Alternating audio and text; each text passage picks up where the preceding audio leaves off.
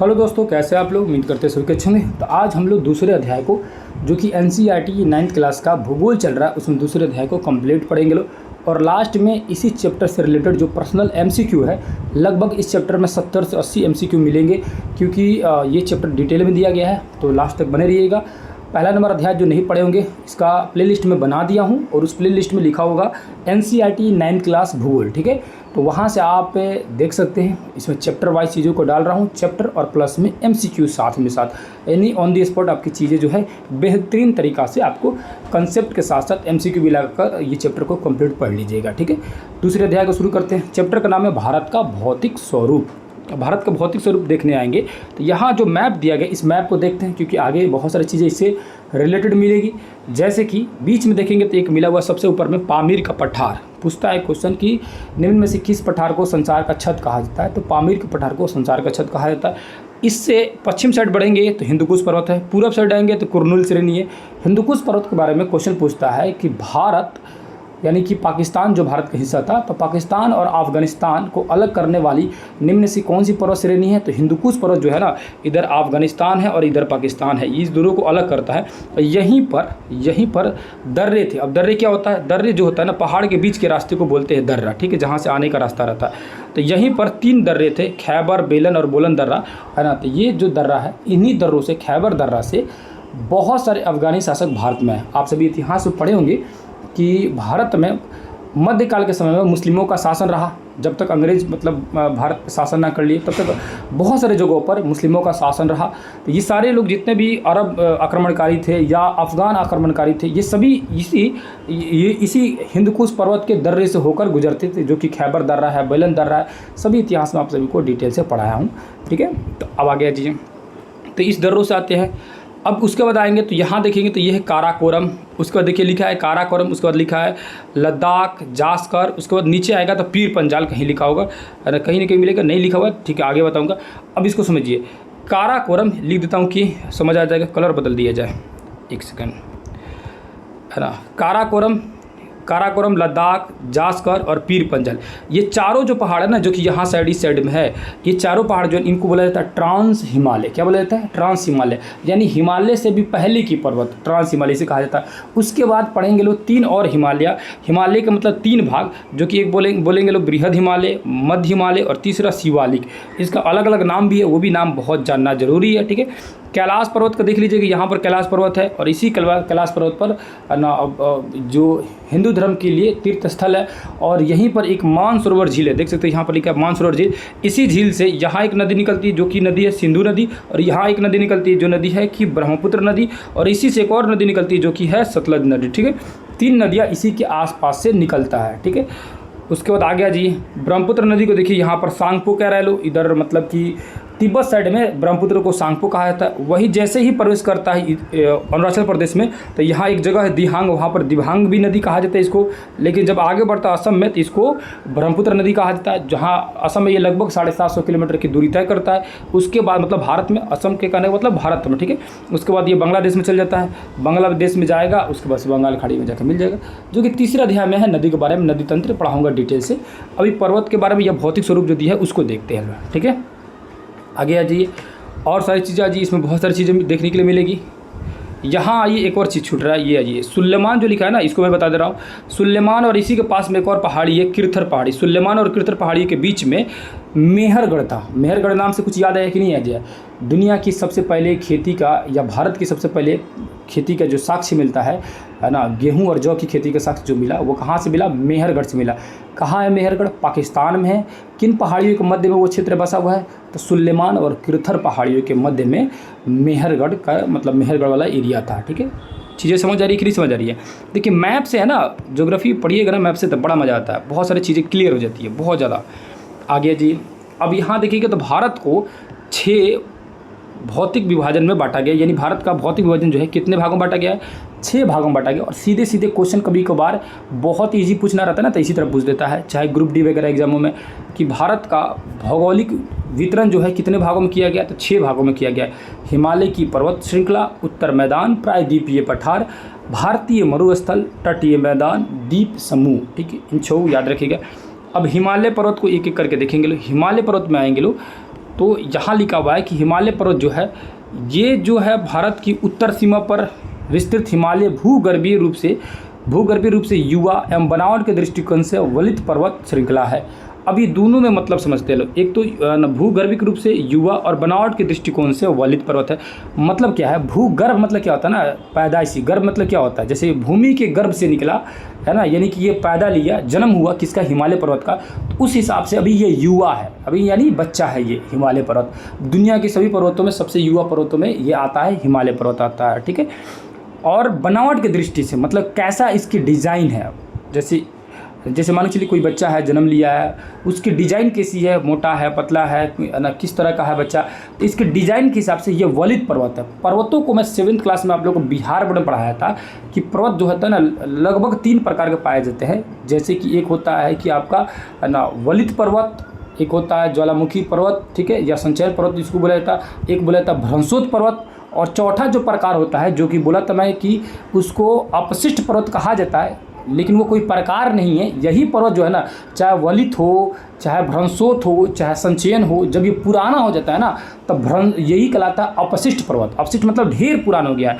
जैसे कि अरावली पर्वत जो है ना, वो अरावली पर्वत हमारी जो भारत की अरावली पर्वत दुनिया की प्राचीन पर्वतों में से एक है, और भारत की तो सबसे प्राचीन है ही, दुनिया में भी प्राचीन पर्वतों में से एक में से आता है अरावली पर्वत, ठीक है, सबसे प्राचीन पर्वतों में आता है। उसी तरह भ्रंशोत पर्वत अगर कहा जाएगा तो भारत के बीचों बीच में है कौन सी पर्वत ना, आप लोग जानते होंगे लोग, यहाँ पर है विंध्याचल। कौन सी पर्वत, विंध्याचल, और उसके नीचे है सतपुड़ा पर्वत। इसको बोलते हैं भ्रंशोत पर्वत। भ्रंशोत क्यों बोला जाता है तो ध्यान दीजिएगा, भ्रंशोत मतलब होता है ना, भ्रंश मतलब धंस जाना। हुआ क्या एक्चुअली में, ये पूरा एरिया ही उसी तरह बराबर था समतल, बीच वाला जो एरिया है वो धंस गया। जब बीच वाला एरिया धंस जाएगा, जैसे इसको सीधा करके अगर ऐसे देखा जाए, मान के चलिए कि पूरा समतल है, ठीक है। अब क्या हुआ कि ये पूरा समतल है, लेकिन हुआ क्या कि ऐसे पूरा बराबर बना दे रहा हूँ, ये समतल है, लेकिन हुआ क्या कि ये बीच वाला जो एरिया है धंस गया। कैसे धंस गया, ये धंस के नीचे आ गया, ऐसे नीचे धंस गया, ठीक है, नीचे धंस गया। अब ये धंस गया तो ये वाला जो एरिया है आपको ऐसे पहाड़ की तरह दिखेगा कि नहीं दिखेगा, ये पहाड़ बन गया है कि नहीं है।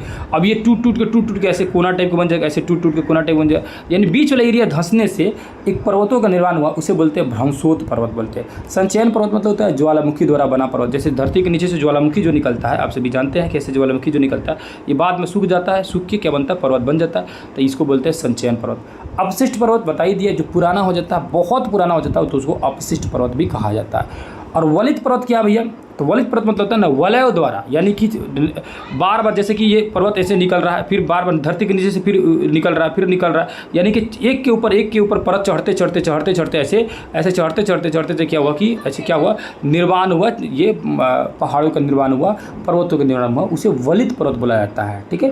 तो जो हिमालय जो पर्वत है ना, ये वलित पर्वत है बनावट की दृष्टिकोण से, और भूगर्भीय रूप से युवा पर्वत है।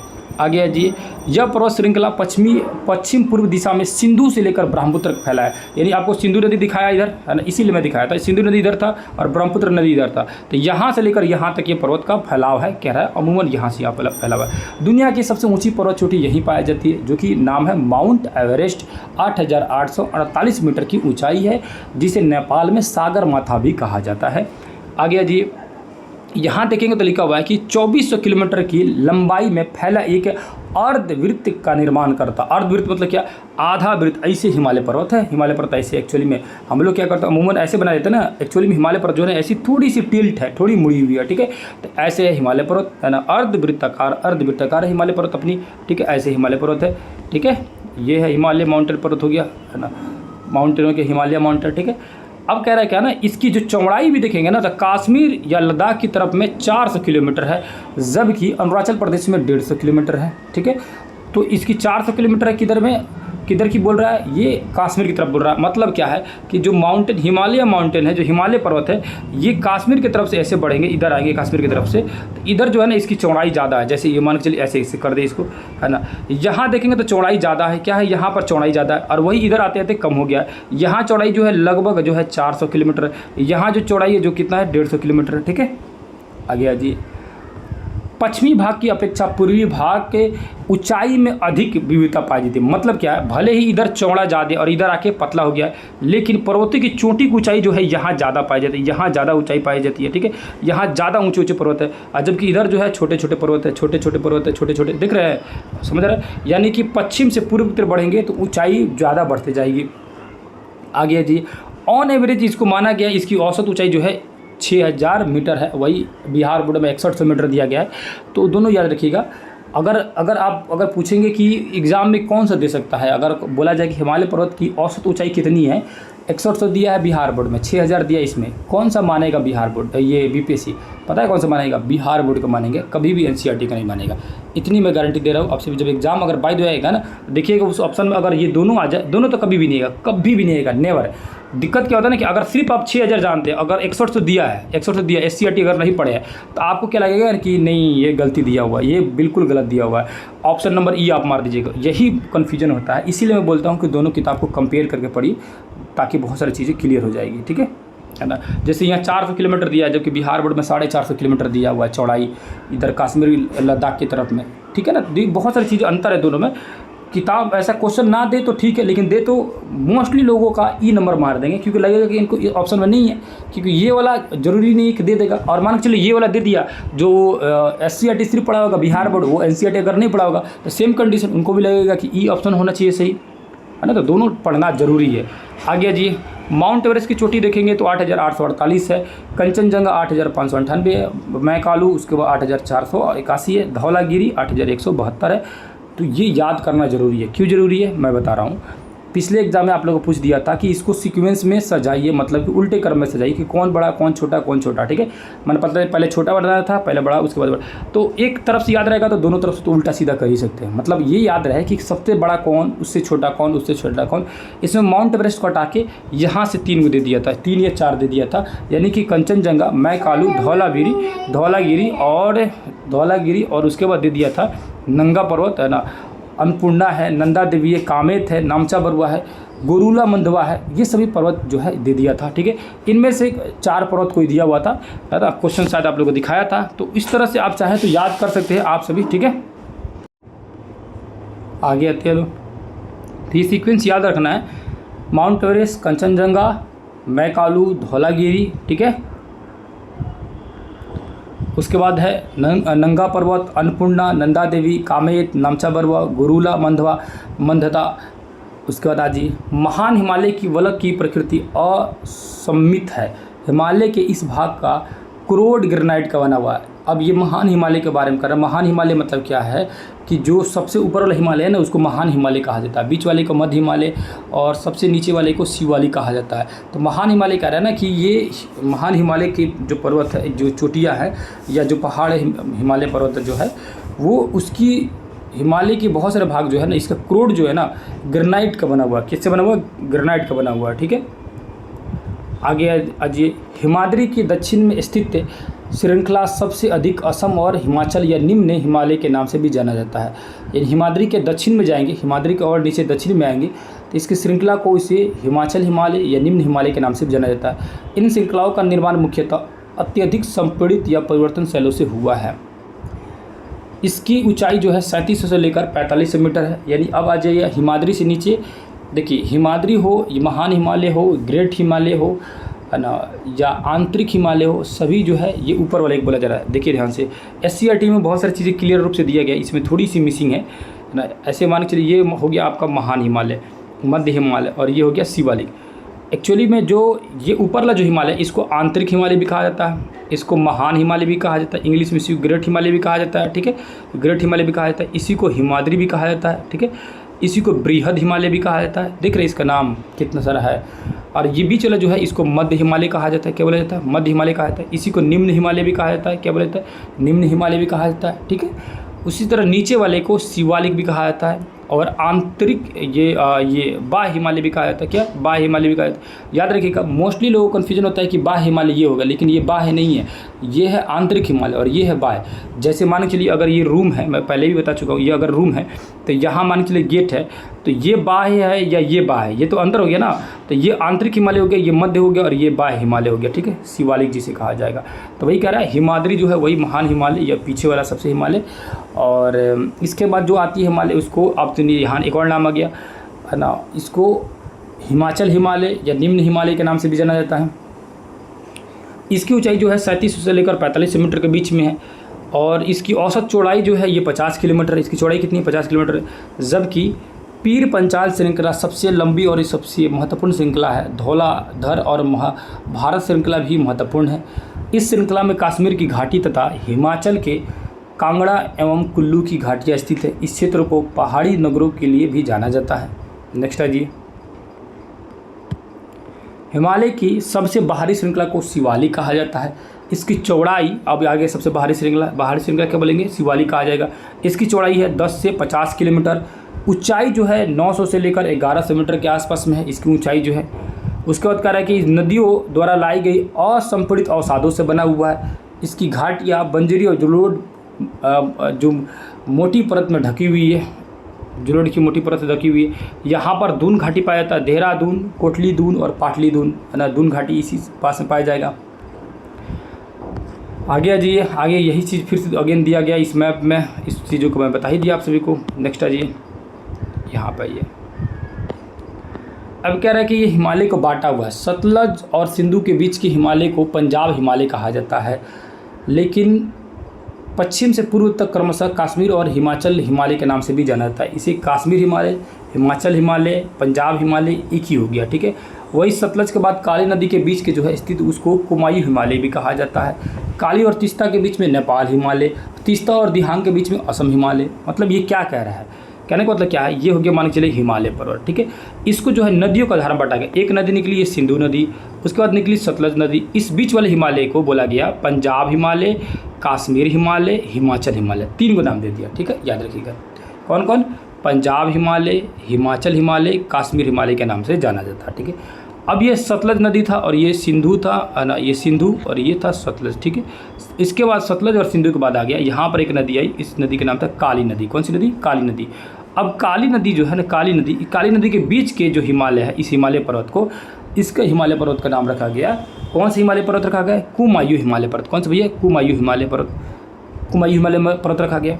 और इसके बाद काली नदी के बाद यहाँ एक नदी आई, तीस्ता नदी। कौन सी नदी, तीस्ता नदी। तो तीस्ता नदी, काली और तीस्ता के बीच के जो हिमालय था उसको नेपाल हिमालय कहा गया। क्या कहा गया, नेपाल हिमालय कहा गया। तीस्ता के बाद एक नदी है यहाँ पर है एक दिहांग नदी। कौन सी नदी, दिहांग नदी। दिहांग, तीस्ता और दिहांग के बीच की जो हिमालय था उसको कहा गया कौन सी हिमालय, असम हिमालय कहा गया। कौन सा, असम हिमालय, ठीक है। चारों हिमालय समझ आ गया। अभी साइड आइए, कह रहा है कि पूर्वांचल में पटकाई यानी पटकोई जिसका नाम है, नागा, मिजो, मणिपुर की पहाड़ियाँ पाई जाती है, ठीक है। उत्तरी मैदान को देखेंगे, उत्तरी मैदान जो है, अब हिमालय पर्वत पूरी तरह से कंप्लीट हो गया। हिमालय पर्वत, हालांकि इसमें जो चीज़ें दी गई है इससे मुझे बेहतर लगा था बिहार बोर्ड के जो किताब में दिया गया था उसमें थोड़ा सा डिटेल वर्जन में दिया हुआ था। एनसीईआरटी से थोड़ा बेटर दिया गया था। आप सभी अगर पढ़े होंगे जब मैंने पढ़ाया था तो आप सभी इस बात को एग्री कर रहे होंगे, है कि नहीं है। और वही जो है आपका जो सिर्फ एनसीईआरटी पे है होंगे, मतलब यही पढ़े होंगे, सिर्फ आप बिहार बोर्ड नहीं पढ़ेंगे, तो कृपया आप लोग से अनुरोध होगा कि आप बिहार बोर्ड की किताब भी पढ़ लीजिएगा। टाइम है अभी, चाहे हमारे चैनल से पढ़े या खुद से पढ़े, लेकिन पढ़ लीजिएगा जैसे भी हो। उत्तरी मैदान देखेंगे। उत्तरी मैदान जो है, अब उत्तरी मैदान को सिंधु, गंगा और ब्रह्मपुत्र की सहायक नदी से बना है। यानी कि सिंधु नदी, बीच से गंगा नदी निकला, इधर से ब्रह्मपुत्र नदी। ये जो है मैदानी भाग है, ये 3 नदियों से मिलकर बना हुआ है, जिसको भारत का उत्तरी मैदान भी कहा जाता है। उसके बाद आएंगे तो यहाँ देखेंगे तो इसका जो विस्तार है 7 लाख वर्ग किलोमीटर में ये फैला हुआ है। इस मैदान जो है इसकी 2400 किलोमीटर लंबा और 240 किलोमीटर जो है 240 से 320 किलोमीटर क्या है, चौड़ा है। यानी कि इसकी अगर पूरी लंबाई देखा जाएगा तो 2400 किलोमीटर, क्योंकि 2400 किलोमीटर तो हिमालय पर्वत भी था। यानी जहाँ से जहाँ तक हिमालय पर्वत है उतना दूर भी ये नीचे वाला भाग जो हो गया, मान के चलिए कि हिमालय पर्वत यहाँ से यहाँ तक फैला हुआ है। तो इसके नीचे वाला जो मैदानी भाग है ना, उत्तर का जो उत्तर में विशाल पर्वत है तो उत्तर के में विशाल मैदान है। मैदान एक्चुअली इन्हीं पहाड़ों की वजह से ही बना है। क्यों बड़ा, पहाड़ की वजह से। पहाड़ों से निकलने वाली नदियाँ अपने साथ बहुत सारे अवसादों को जमा करती है, जो कि बाद में जलोढ़ मिट्टी का निर्माण होता है। उसी जलोढ़ मिट्टी से मैदानी भाग का निर्माण होता है, ठीक है। तो 2400 किलोमीटर हिमालय पर्वत है, तो उतना ही दूर क्या है इसकी, ये मैदानी भाग भी है। लेकिन इसकी जो चौड़ाई है लगभग 240 किलोमीटर से लेकर 320 किलोमीटर तक है, ठीक है। चौड़ाई मतलब कह रहा है। उत्तरी पर्वतों से आने वाली नदियाँ निक्षेपण कार्य में लगी रहती है। नदी से निचले भागों में ढाल कम होने के कारण नदियों की गति कम हो जाती है, जिससे परिणामस्वरूप नदियाँ द्वीपों का निर्माण करती है। और ये नदियाँ अपने निचले भाग में एक गाद एकत्र हो जाने के कारण बहुत सारी धाराएं बढ़ जाती। इन धाराओं को वितरिकाएँ कहा जाता है। मतलब क्या है कि ये पहाड़ हो गया, पहाड़ से जब नदियाँ नीचे उतरती है तो बहुत तेज़ उतरती है क्योंकि ढलान ज़्यादा रहता है, और नीचे आने के बाद धीरे धीरे ढलान कम होते एकदम ढलान कम हो जाता है, एकदम सीधा हो जाती है नदियाँ। जब ढलान कम होगा ना नदियों का तो होगा क्या, अब ऊपर से आ रही थी ना, तो ऊपर से आते समय क्या करी, अपने साथ खूब सारा मिट्टी को, खूब सारा चट्टान के टुकड़े को, है ना, जहाँ से गुजर रही तो अपने साथ ऐसे लेके आ रही थी, अवसाद ऐसे लेके आ रही थी। ठीक है, अवसाद क्या कर रही थी, लेते आ रही थी, ऐसे बहुत सारा अवसाद अपने साथ लेते आ रही थी। और लेकर नीचे आने के बाद क्या हुआ कि नीचे आने के बाद ये अब ये सब लेके जा रही थी, नीचे आने के बाद क्या हुआ कि इसका जो है अवसाद जो है, क्योंकि ढाल ना मिलने के कारण अवसाद जो है यहाँ जमा होने लगा, अवसाद जो है जगह जगह जमा होने लगा। इस कंडीशन में नदियाँ जो क्या हुई कि नदियाँ अपना मार्ग बदलने लगी, यहाँ से गुजर गई, कभी इधर से गुजर गई, कभी इधर से भाग गई, कभी इधर से भाग गई, जहाँ जहाँ अवसाद जमा हो उस तरह से ये छटकने लगी नदी। इसी को नदियाँ जो है अपनी धारा बदलने लगती है, इसी को बोला जाता है वितरिकाएँ। क्या बोला जाता है, वितरिकाएँ बोला जाता है। ठीक है, और इसी से, और ये जो अवसाद जमा हो रहा है इससे छोटे छोटे द्वीप बनते हैं, जैसे कि नदियों के बीच में देखते हैं मिट्टी उठा रहता है, उसी को द्वीप बोला जाएगा, नदी द्वीप जिसको बोला जाएगा। और दुनिया की सबसे बड़ी नदी द्वीप जो कौन सी है, ब्रह्मपुत्र नदी द्वारा असम में बनी हुई एक नदी द्वीप है जिसका नाम है माजुली नदी द्वीप। ठीक है, आगे जी, यहाँ लिखा है उत्तरी मैदान के पश्चिमी भाग में पंजाब का मैदान कहा जाता है, यानी उत्तर का जो मैदान है उसको पश्चिम भाग की तरफ, यानी उत्तर के मैदान में आ गए और पश्चिम साइड में चले गए, इस साइड के जो मैदानी भाग है इसको पंजाब का मैदान कहा जाता है। सिंधु तथा इसकी सहायक नदी द्वारा ये बना हुआ है। उसके बाद जी नीचे जी, उसके बाद लिखा है कि गंगा के मैदानी का विस्तार घग्गर तथा तीस्ता नदियों के बीच में है, यानी गंगा का जो मैदानी भाग है वो कहाँ, उसका विस्तार जो है घग्गर नदी और तीस्ता नदी के बीच में है। ठीक है, उसके बाद देखेंगे ब्रह्मपुत्र का मैदानी भाग का जो है ये पूर्व विशेषकर असम में स्थित है। आगे जी, यहाँ भी ये देख लेंगे, इसको भी देखना जरूरी है। जो गंगा का मैदानी भाग का विस्तार जो है घग्गर और तीस्ता नदी के बीच में है, यह उत्तरी भारत में हरियाणा, दिल्ली, उत्तर प्रदेश, बिहार, झारखंड के कुछ भाग तथा पश्चिम बंगाल में फैला हुआ है। यानी गंगा का मैदान जो है ये अपना बिहार साइड में, झारखंड साइड में, इन सभी जगहों पर है। ठीक है, उसके बाद लिखा है यहाँ पर कि यहाँ पर आकृति भिन्नता के आधार पर उत्तरी मैदानों को 4 भागों में विभाजित किया गया है। नदियों पर्वतों के नीचे उतरते समय शिवालिक की ढाल से 8 से 16 किलोमीटर वाली चौड़ी पट्टी के गुटिका का निक्षेपण करती इसे भाबर के नाम से भी जाना जाता है। मतलब क्या हुआ, जो हिमालय पर्वत है, जो सबसे निचली पर्वत है जिसको शिवालिक बोला जाता है, इससे क्या होता है, इससे यहाँ तक इस वाले एरिया को जो कि 8 किलोमीटर लगभग चौड़ी पट्टी जो है इसको बोला जाता है तराई क्षेत्र। और यहाँ पर क्या होता है ना कि यहाँ पर मोस्टली भावर बनते हैं। भावर क्या होता है, देखिए ध्यान से, ये पहाड़ हो गया, पहाड़ों से क्या होता है ना, चट्टान टूट के नीचे ऐसे आके जमा हो जाता है। क्या होता है, ऐसे चट्टान आके जमा हो जाते हैं, चट्टान क्या हो गया, जमा हो गया, जैसे कि इसको कलर बदल देते हैं, ये चट्टान आके नीचे टूट के जमा हो गया। ठीक है, जमा हो गया, और जमा हो जाने के बाद क्या होता है कि जमा हो गया चट्टान। अब हुआ क्या, जैसे कि मान के चलिए अब नदियाँ ऊपर से नीचे उतरी तो ये क्या होता है, इसी में घुस जाती है, घुस ऐसे ऐसे कहीं से निकलती है, नदियाँ ऐसे निकलती है। और हम लोग कभी पहाड़ी पर घूमने जाते हैं, लोग देखते हैं कि पहाड़ के बीचों बीच में से पानी निकल रही है, सोचते हैं पानी कहाँ से आ रहा है, पानी ऊपर पहाड़ से ही आ रहा है। हुआ क्या कि बीच में आते समय घुस गया और अंदर घुस गया और यहाँ से जहाँ से उसको गैप मिले निकलने लगा। इसी को बोला जाता है भांवर, है ना, इसी को क्या बोला जाता है, भाबर बोला जाता है, जो कि यहाँ लिखा है भाबर। ठीक है, भाबर के नाम से जाना जाता है, समझे ना। तो इसके बाद से जब भी पहाड़ पे घूमने जाइएगा तो पानी निकल रही है तो समझिए कि आप भाबर पे खड़े हैं। ठीक है, कहाँ पे खड़े हैं, भाबर पे खड़े हुए।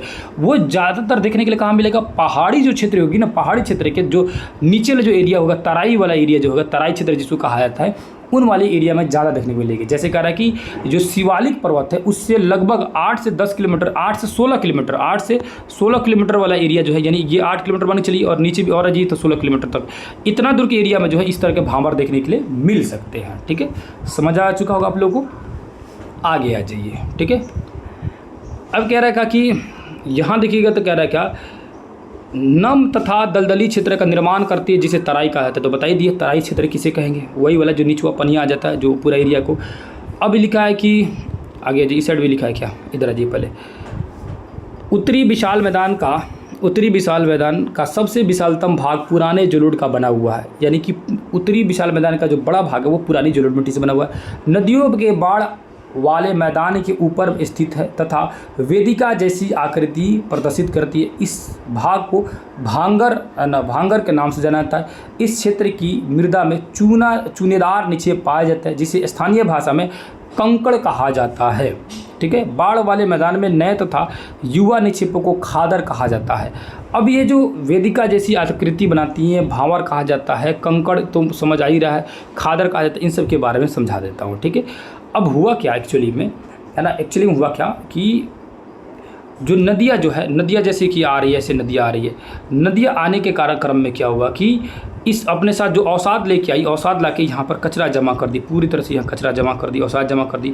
ये एक मैदानी भाग बन गया, क्या हो गया, और ये मैदानी भाग नदियों के बार बार आने से क्या हुआ, यहाँ पर नई नई नई नई मिट्टी यहाँ पर ला ला के जमा होती गई, जिसके कारण ये मिट्टी हमेशा बहुत ज़्यादा उपजाऊ बना रहता है। इसको खाद देने की ज़रूरत नहीं पड़ती है, बार बार खाद आके मिलते रहता है। तो इस मिट्टी को पहले तो जलोढ़ मिट्टी कहा जाएगा, दूसरा इसी मिट्टी को खादर वाली जलोढ़ मिट्टी कहा जाएगा। क्या कहा जाएगा, खादर वाली जलोढ़ मिट्टी। अब हुआ क्या, मान के चलिए कई वर्षों के बाद नदियाँ जो है अपनी रास्ता बदल दी और नदियाँ अब इधर से जाने लगी। तो ये वाला जो एरिया था, ये वाला एरिया अब क्या हो गया, ये वाला एरिया, ये वाली जो मिट्टी थी उपजाऊ अब भी है, लेकिन खादर के कंपेयर किए जाए तो उतनी उपजाऊपन अब नहीं बचा है। तो इस वाले अब एरिया को अब क्या कहा जाने लगेगा, इसी को बाद में भांगर कहा जाने लगेगा। तो भांगर मिट्टी और खादर मिट्टी दोनों में अंतर यही है कि भांगर पुरानी हो चुकी है और खादर जो है अभी तक नई जलोढ़ मिट्टी है। ठीक है, बस यही अंतर रहता है। आगे जी, प्रायद्वीपीय पठार को समझेंगे लोग। प्रायद्वीपीय पठार को देखेंगे तो प्रायद्वीपीय भाग जो होता है, भारत के दक्षिणी भाग को प्रायद्वीपीय भाग कहा जाता है। ये वाले जो भाग रहता है इसको जो है हम लोग क्या बोलते हैं लोग, ये नीचे वाला जो भाग है इसको प्रायद्वीपीय भारत कहा जाता है। ठीक है, अब ये प्रायद्वीपीय पठार जो है ये मेज की आकृति वाला स्थल है जो कि पुराने क्रिस्टलीय आग्नेय अम्लरूपांतरित चट्टानों से बना हुआ है। ठीक है, गोंडवाना भूमि के टूटने और अपवाह के कारण बना था। यानी कि गोंडवाना भूमि मतलब क्या है, एक्चुअली में क्या है कि भारत का जो हिस्सा है वो अफ्रीका से आया, अफ्रीका के गोंडवाना लैंड से। गोंडवाना लैंड नहीं, अगर कहा जाए तो ये पूरी धरती पहले दो भागों में बटा था। पहले क्या, सबसे पहले तो एक ही भाग में बटा था, मतलब क्या, एक ही महादेश था जिसका नाम था पेंजिया और चारों तरफ पानी था, इसका नाम था पेंथलासा। बाद में ये पेंजिया टूटा और टूट के क्या हुआ कि टूट के दो भागों में बढ़ गया, ऊपर एक भाग बढ़ गया और नीचे एक भाग बढ़ गया। इसको बोला कि अंगारा लैंड, नीचे वाले को बोला कि गोंडवाना लैंड। बीच में था तैतीस सागर। ठीक है, तैतीस सागर। अब ये भी बाद में टूट गया, बाद में टूट के क्या हुआ कि ये भी टूट के लगभग 7 भागों में बढ़ गया। ऊपर भाग बटा अलग बढ़ गया, नीचे अलग भाग बढ़ गया। ठीक है, और यहाँ पर एक आ गया, तो ये 7 भागों में बढ़ गया, जिसको हम लोग एशिया, उसके बाद यूरोप, उत्तरी अमेरिका, दक्षिणी अमेरिका, अफ्रीका और ये मान के चलिए ऑस्ट्रेलिया के आसपास का क्षेत्र और ये अंटार्कटिका कहते हैं। ये 7 कॉन्टिनेंट में बढ़ गया और बीच में आ गया बहुत सारे पानी वगैरह आ गए। अब क्या रखे ना, जो ये अफ्रीका है और ये एशिया है, ये अफ्रीका कुछ भाग टूट के आके एशिया में टकरा है। कैसे टकरा है यहाँ समझते हैं ना। ठीक है, एशिया और अफ्रीका के बीच में कुछ ना कुछ कनेक्शन जुड़ा है, खासकर भारत के दक्षिणी भागों में। ये पूरी टोटली जो है ना, ये है हम लोग का कौन सा, ये है अफ्रीका कॉन्टिनेंट। ठीक है, ये अफ्रीका कॉन्टिनेंट है और यहाँ पर है अपना प्यारा सा भारत वाला कॉन्टिनेंट। ठीक है, ये है भारत वाला कॉन्टिनेंट। ये जो हिस्सा था ना, ये हिस्सा यहाँ पर था, कहाँ पर था, यहाँ पर था, इससे सटा हुआ था। ठीक है, मतलब क्या है कि यहाँ पर ये सटा हुआ था, ये था यहाँ पर, यहाँ से ये टूटा और टूट के ऐसे आगे बढ़ने लगा, बढ़ते बढ़ते आया और यहाँ जो ये जो एरिया था, यही महादेश था, इसको बोला जाता था पहले यूरेशिया महादेश। इसके बीच में था 33 सागर। ये यहाँ से ऐसे चलते हैं और इससे आके टकरा गया। टकरा के क्या हुआ कि यहाँ पर ऐसे ऐसे आकृति का एक, ये जो नीचे से टकरा के आके यहाँ पर सट गया और ऊपर वाला अपना भाग, जो ऊपर वाला भाग और नीचे आके ये टकरा के मिल गया। अब ये वाला जो भाग है, नीचे वाला भाग है, इसको बोला जाता है प्रायद्वीपीय चट्टान और ये बोला जाता है कि ये भैया गोंडवाना लैंड का हिस्सा था। ठीक है सर ना, गोंडवाना लैंड का हिस्सा था और यहाँ पर इसी गोंडवाना लैंड के ही एक जनजाति पाई जाती है जिसे गोंड जनजाति कहा जाता है। गोंड जनजाति जो कि भारत की दूसरी सबसे बड़ी जनजाति है। ठीक है, आ गया जी। और कहाँ, यहाँ पर आते लो। अब यहाँ लिखा है क्या कि गोंडवाना टूटने का कारण यह बना, यही कारण है कि यह प्राचीनतम भूभाग का एक हिस्सा। इस पठार के भाग में चौड़ी तथा छिछली एवं गोलाकार पहाड़ियाँ है। इस पठार के 2 मुख्य भाग है, मध्य उच्च भूमि और दक्कन का पठार। मध्य उच्च भूमि और दक्कन का पठार। नर्मदा नदी के उत्तर में प्रायद्वीपीय पठार का वह भाग। तो आगे आते हैं लोग, कहाँ पे थे लोग, ये मध्य उच्च भूमि और दक्कन का पठार देख रहे थे लोग। ठीक है, इस पठार यहाँ पर आइए फिर से वापस, है ना। इस पठार के 2 मुख्य भाग मध्य उच्च भूमि तथा दक्कन का पठार है। ठीक है, तो पठार का 2 भागों में बटा गया है, एक तो मध्य उच्च भूमि और नीचे दक्कन के पठार को। नर्मदा नदी के उत्तर वाले नर्मदा नदी के उत्तर में प्रायद्वीपीय पठार का वो भाग जो कि मालवा के पठार के अधिकतर भागों पर फैला है, उसे मध्य उच्च भूमि के नाम से जाना जाता है। अब ये पढ़ लिए, मैप से अगर इसको नहीं बताऊंगा ना तो नहीं समझ आएगा आपको। अभी आइए यहाँ पर देखिए, ये हो गया अपना प्यारा सा भारत। ठीक है, क्या हो गया, प्यारा सा भारत हो गया। यहाँ मैंने बताया था आप सभी को कि यहाँ पर है विंध्याचल पर्वत, नीचे है सतपुड़ा पर्वत, इसके बीच में क्या है, एक नदी निकलती है, नर्मदा नदी। कौन सी नदी? नर्मदा नदी। कभी कभार क्वेश्चन पूछता है कि भारत को 2 बराबर भागों में बांटने वाली कौन सी नदी है? नर्मदा नदी। क्वेश्चन पूछता है भारत को 2 बराबर भागों में बांटने वाली कौन सी पर्वत है? तो विंध्याचल पर्वत। ठीक है। क्वेश्चन पूछता है कि भ्रंश घाटी के बीच में बहने वाली कौन सी नदियाँ है? नर्मदा और ताप्ती नदियाँ। क्वेश्चन पूछता है कि निम्न से कौन सी 2 नदियाँ हैं जो कि अरब सागर में जाके गिरती है? नर्मदा और ताप्ती नदी।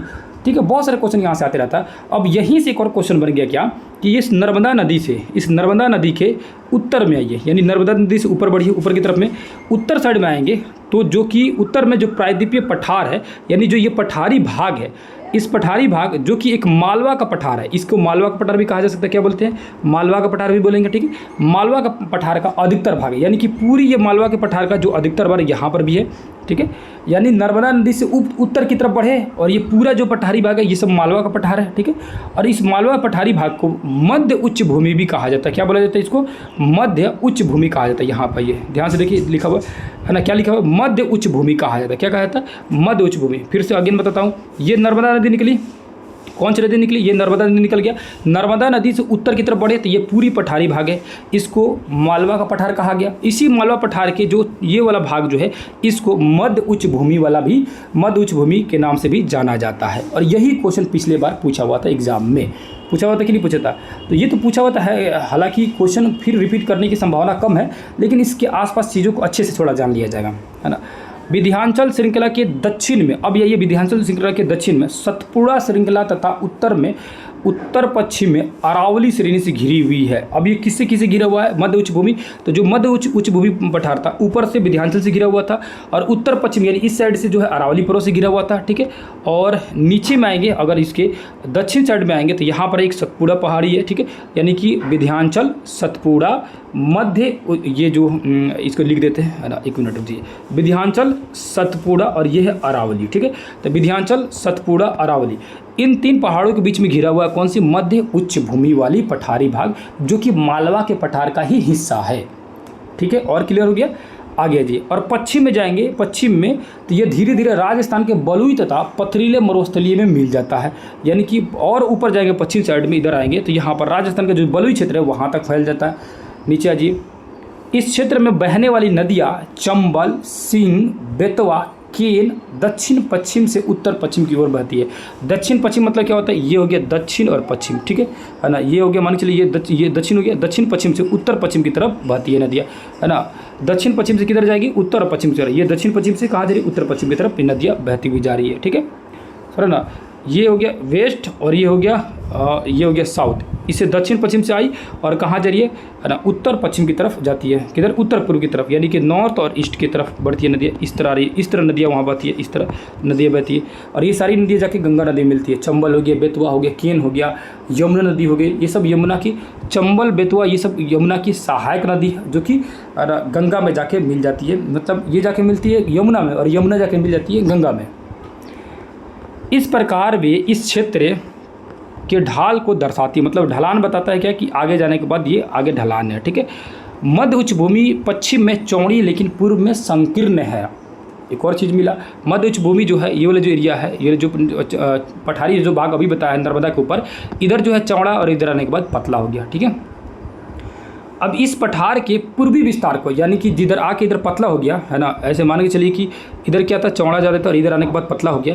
इसके पूर्वी विस्तार के स्थानीय रूप से अलग अलग नाम है। जैसे इस वाले का नाम पड़ गया क्या? बुंदेलखंड, है ना, बुंदेलखंड। इस वाले का नाम क्या पड़ गया? बघेलखंड के नाम से भी जाना जाता है। पूर्व के विस्तार को दामोदर नदी द्वारा अपवाहित छोटा नागपुर के पठार को दर्शाता है। और यहीं पर एक और पठार है जिसको छोटा नागपुर के पठार भी कहा जाता है, जहाँ से दामोदर नदी गुजरती है। ठीक है, आ गया जी। दक्षिण का पठार एक त्रिभुजाकार भाग है। कैसे? ऐसे आइएगा, देखिए ना, तो ये वाला हो गया त्रिभुजाकार भाग। ठीक है, त्रिभुजाकार भाग है। इसकी चौड़े आधार पर सतपुड़ा श्रृंखला, जबकि महादेव, कैमूर की पहाड़ियाँ और मैकाल श्रृंखला भी विस्तार है, पूर्व विस्तार है। उसके बाद आ जाइए नीचे लिखा है कि उत्तर पूर्व में देखा जाता है। किसको देखा जाता है भैया? इसकी ढलान को। उत्तर पूर्व में, इस साइड में जो है ढलान ज़्यादा देखने को मिलता है। उसके बाद कह रहा है कि ना उत्तर पूर्व साइड में और जाएंगे ये चट्टानी भाग को, यानी जो पठारी भाग है, और उत्तर पूर्व की तरफ बढ़ेंगे यानी नॉर्थ ईस्ट वाले एरिया में जाएंगे, तो जहाँ पर इसके स्थानीय नाम मेघालय या कार्बी एंगलोंग पठार तथा उत्तर कचार पहाड़ी भी कहा जाता है। ये क्या है, जो पठार जो फैला हुआ है ना, जैसे पठार अभी क्या बोले, ये पूरी तरह से मालवा का पठार है सब। इधर का नाम रख गया इसका क्या सा मध्य उच्च भूमि। उसके बाद आए यहाँ पर बुंदेलखंड, बघेलखंड, इसी के पास में था छोटा नागपुर के पठारी। और यही जो है ना, यही और आगे बढ़ता है ना, ये मालवा पठार, बुंदेलखंड, बघेलखंड, छोटा नागपुर, और आगे बढ़ेगा तो ये और आगे बढ़ के यहाँ आ जाता है, ये नॉर्थ ईस्ट वाला एरिया में, नॉर्थ ईस्ट वाला एरिया में आ जाता है ये वाला। यहाँ बीच में क्या है, एरिया धंसा हुआ है जिसको मालदा दरार भी कहते हैं।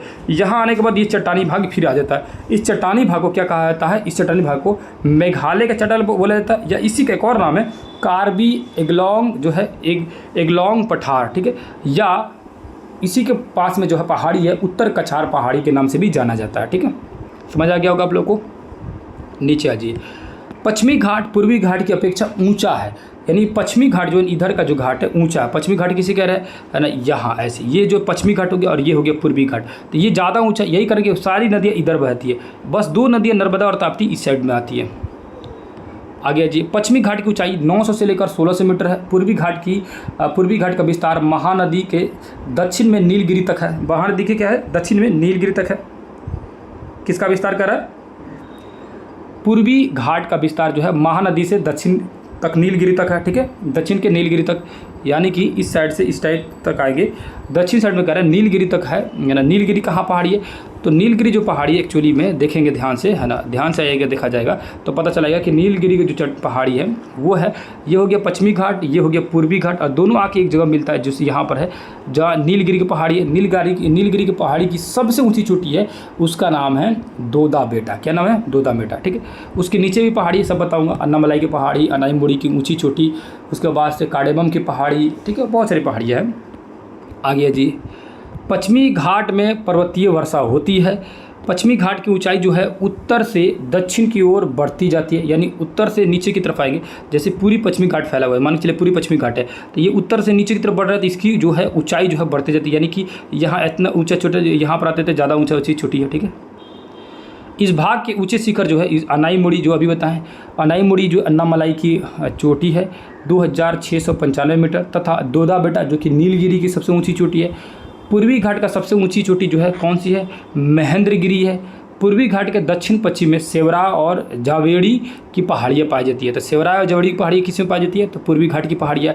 क्वेश्चन पूछ देगा, ये सेवरा और जावेड़ी की जो पहाड़ियाँ है यहाँ पर, है ना, सेवरा और जावेड़ी की जो पहाड़ियाँ है, तो ये पहाड़ियाँ जो है किसकी भाग है, तो पूर्वी घाट की पहाड़ियाँ है। ठीक है, पूर्वी घाट की सबसे ऊंची चोटी महेंद्रगिरी। आ गया जी, प्रायद्वीपीय पठार, यहाँ एक और नाम लिखा हुआ है, उड़गमंगलम, जिसे ऊंट के नाम से भी जाना जाता है, तथा कुड़ल कनाल जैसी पहाड़ियाँ नगरी स्थित यहाँ पर देख सकते हैं मानचित्र में, कह रहा आगे। तो ये सब उड़गमंडलम या कुड़ई कनाल जो है, ये सब पहाड़ी पूर्वी घाट की पहाड़ियाँ है। प्रायद्वीपीय पठार की विशेषता, यहाँ पाए जाने वाली काली मिट्टी, जिसे दक्कन ट्रैप के नाम से भी जाना जाता है, यानी काली मिट्टी को क्या जानते हैं, दक्कन ट्रैप के नाम से जाने जाते हैं। इसकी उत्पत्ति ज्वालामुखी से हुई है। ज्वालामुखी का मतलब चट्टानों से, अग्नेय चट्टानों से हुआ है। ठीक है, इसीलिए मिट्टी का कलर भी काला होता है। दक्कन ट्रैप या इसी को बेसाल्ट चट्टानों से निर्मित मिट्टी भी कहा जाता है। अब ये मरुस्थलीय भाग में कह रहा है, मरुस्थलीय भाग को देखते हैं लोग। मरुस्थलीय भाग में क्या क्या दिया हुआ है कि ये लगभग 150 मिलीमीटर से भी कम यहाँ पर वर्षा होती है, यानी कि लगभग 10 से 20 सेंटीमीटर वर्षा होती है, बहुत ही कम वर्षा होती है यहाँ पर। लूनी इस क्षेत्र की सबसे बड़ी नदी है। उसको देखेंगे तो बकरान यहाँ पर देखने को मिलता है। बकरान मतलब क्या, अर्धचंद्राकार बालू के टीप, मतलब पूरे बालू फैले होते हैं। बालू को देखेंगे तो ऐसे बालू ऐसे जमा रहता है, तो ये अर्धचंद्राकार जो होता है इसको बोलते हैं लोग बकरान बोला जाता है। ठीक है, क्या बोलते हैं, बकरान बोल रहा हूँ, बरकान बोला जाता है। क्या बोलता है, बरकान। ठीक है, आगे जी, यहाँ जैसलमेर जाएंगे तो वहाँ बरकान के समूह देख सकते हैं, बरकान के समूह देख सकते हैं जैसलमेर में ज़्यादातर। नेक्स्ट है जी, तटीय मैदान देखेंगे। तटीय मैदान में आएंगे। तटीय मैदान किसे कर रहे हैं, मतलब जो तट वाला क्षेत्र है, जो ये किनारा वाला जो क्षेत्र है, ये तटीय क्षेत्र का तटीय मैदान, है ना। उत्तरी भाग को कोंकण, जो कि मुंबई से गोवा तक है, मध्य भाग को कन्नड़ मैदान, दक्षिणी भाग को मलाबार तट कहा जाता है। यानी कि अब अच्छे से इसको समझते है ना, ये वाला जो भाग ये कह रहा है क्या, इसको कह रहा है कि जो कि मुंबई और गोवा के जो आसपास के तट है इसको बोलते हैं लोग कोंकण। क्या बोलते हैं लोग? कोंकण। ठीक है।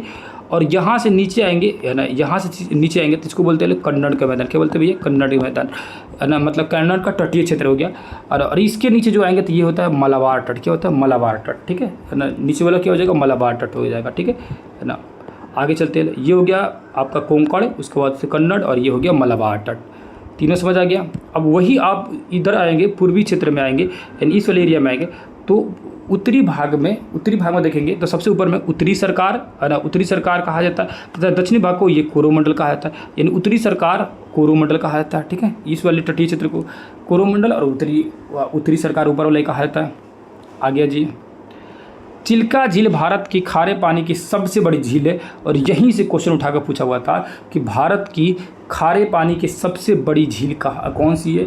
तो ध्यान से देखिएगा, क्वेश्चन पिछली बार यहीं से था कि चिल्का झील भारत में खारे पानी की सबसे बड़ी झील है। तो खारे पानी की सबसे बड़ी झील जो है कौन सी है? तो चिल्का झील है, जो कि उड़ीसा के महानदी डेल्टा के दक्षिण में स्थित है। यानी उड़ीसा में महानदी है, उसके जो डेल्टा का निर्माण होता है उसी डेल्टा के दक्षिण में है कौन सी? आपका चिल्का झील है, जो कि भारत में खारे पानी की सबसे बड़ी झील है। और सबसे ज़्यादा खारा झील कौन सा है? तो वो है सांभर झील, जो कि बहुत ज़्यादा खारा है। आ गया जी। द्वीप समूह को देखेंगे लो, द्वीप में देखेंगे लो तो लक्षद्वीप को देखेंगे लो। लक्षद्वीप ये समूह छोटे प्रवाल द्वीपों से बना हुआ। अब ये प्रवाल क्या होता है? देखिए, प्रवाल एक जीव है, मरने के बाद एकदम हार्ड कठोर चट्टान की तरह हो जाते हैं। छोटे छोटे प्रवाल जो होते हैं ना, ये चट्टान की तरह ऐसे एक दूसरे से चिपक के है ना, एक तरह से है ना, पूरी तरह से चट्टान का रूप ले लेते हैं। लेकिन है ये क्या? प्रवाल जीव है। ठीक है, तो प्रवाल जीवों से निर्माण हुआ किसका? लक्षद्वीप का निर्माण हुआ। इससे पहले इसको है ना लकाद्वीप, मिनिका और एनियम द्वीप के नाम से भी जाना जाता था। 1973 में इसका नाम लक्षद्वीप रखा गया। 32 वर्ग किलोमीटर के छोटे से क्षेत्र में फैला है। कावारती द्वीप लक्षद्वीप का प्रशासनिक मुख्यालय। याद रखिए, कावारती जो है लक्षद्वीप का क्या? प्रशासनिक मुख्यालय है। इस द्वीप पर बहुत सारे जंतु पाए जाते हैं, जैसे कि पितली द्वीप, जहां मनुष्य का निवास नहीं है वहां पक्षी अभयारण्य है। यानी कि लक्षद्वीप पाया जाने एक ऐसा द्वीप है जिसका नाम है पितली द्वीप। यहाँ पर कौन रहते हैं? यहाँ पर मनुष्य नहीं, पक्षियों के लिए रखने के लिए अभयारण्य बनाया गया है। अब ये प्रवाल जो बोल रहे थे, प्रवाल क्या है? तो प्रवाल जो है ये पॉलिप्स कम समय तक जीवित रहने वाले सूक्ष्म प्राणी है, जो कि समूह में रहते हैं। इसका विकास छिछले तथा गर्म जल में होता है। इसके कैल्शियम कार्बोनेट का स्राव होता है, यानी इससे कैल्शियम कार्बोनेट निकलता है। प्रवाल स्राव एवं प्रवाल अस्थियों टीले के रूप में निक्षेपित होते रहता है। ये 3 प्रकार के होते हैं: प्रवाल रोधिका, तटीय प्रवाल भित्ति, प्रवाल वलय द्वीप। ऑस्ट्रेलिया का ग्रेट रिफियर प्रवाल रोधिका का अच्छा उदाहरण है। क्वेश्चन पूछेगा निम्न में से कौन सा प्रवाल रोधिका का अच्छा उदाहरण है? तो ग्रेट रिफियर मतलब ग्रेट बैरियर रीफ, जो कि ऑस्ट्रेलिया में है। या क्वेश्चन सीधे सीधे पूछ दे, ग्रेट बैरियर रीफ प्रवाल रोधिका निम्न से कहाँ की है? तो ऑस्ट्रेलिया की है। ठीक है। प्रवाल वलय द्वीप जो है ये गोलाकार या हार्सशू आकार का होता है। हार्सशू मतलब होता है घोड़े के जूता जो होता है ना, मतलब पैर होता है ना, उसके शू के आकार का होता है, उसके नाल के आकार का होता है, या गोलाकार होता है। मतलब ऐसे होगा या गोलाकार लगभग होगा। ठीक है, आ गया जी। उसके बाद आगे आएंगे लोग, उसको आप देखेंगे नीचे आएंगे तो लिखा हुआ है यह द्वीप समूह निमज्जित पर्वतों के शिखर से बना हुआ है। यह द्वीप समूह कौन सी है? ये किसके बोल रहा है? अंडमान निकोबार का बोल रहा है। अंडमान निकोबार जो द्वीप समूह है, ये 2 द्वीप मिलकर बना है, एक तो अंडमान, दूसरा निकोबार से बना हुआ मिलकर। ठीक है, ये जो है द्वीप समूह निजम्मित पर्वत श्रेणी से बना। अब निजम्मित पर्वत श्रेणी मतलब क्या है? आप ध्यान से देखेंगे तो शुरू में बताया था, ये है आपका हिंदुकुश पर्वत, ये है हिमालय पर्वत, और नीचे ये ये अराकाम युमा पर्वत। अराकाम युमा पर्वत से नीचे ये यहाँ पर मिलेगा अंडमान, ये मिलेगा कौन सा? अंडमान, और ये मिलेगा निकोबार। ये क्या बता दिया मैं? यहाँ ये अफगानिस्तान था, ये पाकिस्तान था। ठीक है, अफगानिस्तान पाकिस्तान के बीच में जो पर्वत था वो था हिंदुकुश पर्वत, और इस साइड में आए थे तो ये सारी पर्वत जो थी वो कौन सी पर्वत थी? हिमालय पर्वत, जो कि 3 भागों में बटा हुआ था। उसके बाद इस साइड में आए थे लोग तो ये म्यांमार और भारत, अपना देश भारत। तो म्यांमार और अपना भारत देश के बीच में जो पर्वत थी वो पर्वत का नाम है अराकाम युमा पर्वत। यही पर्वत बाद में जाने के बाद नदी में इससे डूब गया है, यानी कि बंगाल की खाड़ी में, फिर बाद में जाके उगा हुआ है नीचे जाके, है ना, फिर बाद में जाके क्या है? नीचे से निकला हुआ है। ठीक है, और वही निकला हुआ हम लोग किस तरह रूप में दिखता है? अंडमान रूप में दिखता है और निकोबार द्वीप के रूप में दिखता है। यानी सब ये पर्वतों का क्या है? निजम्मन है, वही करे निजम्मित पर्वत श्रेणियों का ही भाग है। आगे जी, यहाँ कह रहा है बैरन द्वीप। बैरन द्वीप क्या भैया? तो बैरन जो द्वीप है ना, ये अंडमान निकोबार द्वीप समूह पर, यह पूरे भारत में एकमात्र सक्रिय ज्वालामुखी है। सक्रिय ज्वालामुखी क्यों बोल रहा हूँ? ज्वालामुखी 3 प्रकार के, एक होता है सक्रिय, दूसरा होता है सुसुप्त, तीसरा होता है मृत ज्वालामुखी। तीनों में क्या अंतर है? सक्रिय मतलब कि उनमें से लगातार जो है मैग्मा निकल रहा है, ठीक है ना, वो धधकते रह रहा है। सुसुप्त मतलब क्या होता है? कभी वो सूतल है, कभी वो निकल रहा है, मतलब तन निकल रहा है, कहीं निकलता है, कहीं नहीं निकलता है। मृत मतलब खत्म हो चुका है, अब जो है उसमें से नहीं निकलेगा, मोस्टली चांस है नहीं निकलेगा, लेकिन हालांकि निकल भी सकता है, ऐसा छोड़, मतलब कई सालों से नहीं निकल रहा है तो कहेंगे मृत हो चुका है, ठीक है। जहाँ क्या लिखा है देख लेते हैं इसको भी। उत्तरी पर्वत जल एवं वनों के प्रमुख स्रोत है। उत्तरी मैदान देश का अन्न भंडार है। इसमें प्राचीन सभ्यताओं का विकास का आधार मिलता है। यही मतलब कुछ लिखा है कि कहाँ कहाँ कुछ चीज़ें हैं। क्वेश्चन आंसर पे आते हैं लोग। एक स्थलीय भाग जो 3 ओर से समुद्र से घिरा रहता है प्रायद्वीप कहलाता है। कल भी बताया था, आज भी बता रहा आप सभी को, ठीक है। और हाँ, कल मैं एक बात तो आप लोगों को बताना भूल गया था, जो कि क्वेश्चन जो दिया हुआ था है ना, कि भारत की लंबाई और चौड़ाई, इसमें थोड़ा सा कन्फ्यूज़न था। और ना मैसेज आया हुआ था कि जो कि लंबाई चौड़ाई में जो है, जैसे कि 2933 जो कि मैंने लंबाई बोला था, 3214 जो है यानी 3214 जो है मैं उसको चौड़ाई बोला था, जो कि शुरुआत में बीपीसी माना था इसको, ठीक है। बाद में इसको करेक्शन किया है, हालांकि मुझे ध्यान नहीं था कि बाद में करेक्शन किया था, जो कि मैं कल बताया था आप सभी को। आप सभी मैसेज मेरे पास आया था कि नहीं, है ना, कि जो कमेंट में मैंने देखा था कि बाद में उसको करेक्शन करके बीपीसी ने भारत की जो लंबाई है उसको 3214 ही माना, यानी जो बड़ा था उसको लंबाई माना और जो छोटा था उसको चौड़ाई माना, ठीक है। तो है ना, ये चीज़ें करेक्शन हो चुकी होगी तो आप सभी कमेंट कर बताइएगा कि हाँ यही सही है, बाद में करेक्शन हुआ था। आप सभी भी एक बार थोड़ा सा कंफर्म कर दीजिएगा, ठीक है। सभी कंफर्म कर देंगे तो थोड़ी सी मुझे भी क्लियर हो जाएगी कि हाँ चीज़ें जो है कि जो फिर से करेक्शन हुआ था कि नहीं हुआ था, क्योंकि मैं उसको दोबारा मैंने नहीं देखा था, अरे कि उसको करेक्शन किया था, क्योंकि हालांकि शुरुआती समय में इस पर बहुत ज़्यादा कंट्रोवर्सी हुआ था कि इसलिए क्योंकि जो बड़ा होता है उसको लंबाई ही माना जाता है, जो छोटा होता है उसको चौड़ा ही माना जाता है, लेकिन बीपीसी ने उसको उल्टा मान लिया था। तो हालांकि बहुत ज़्यादा मामला इस पर बिगड़ा, है ना। उम्मीद भी लगाया जा रहा था कि बाद में सुधार करेगा ये।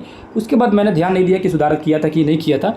सुधार अगर किया था, अगर आपका मैसेज आया है तो आप सभी भी कमेंट करके बताइए कि हाँ उसने सुधार करके बड़ी वाली को लंबाई माना, यानी कि सीधे लिख दीजिएगा 3214 लंबाई और 2933 चौड़ाई, अगर होगा यही सही तो, ठीक है।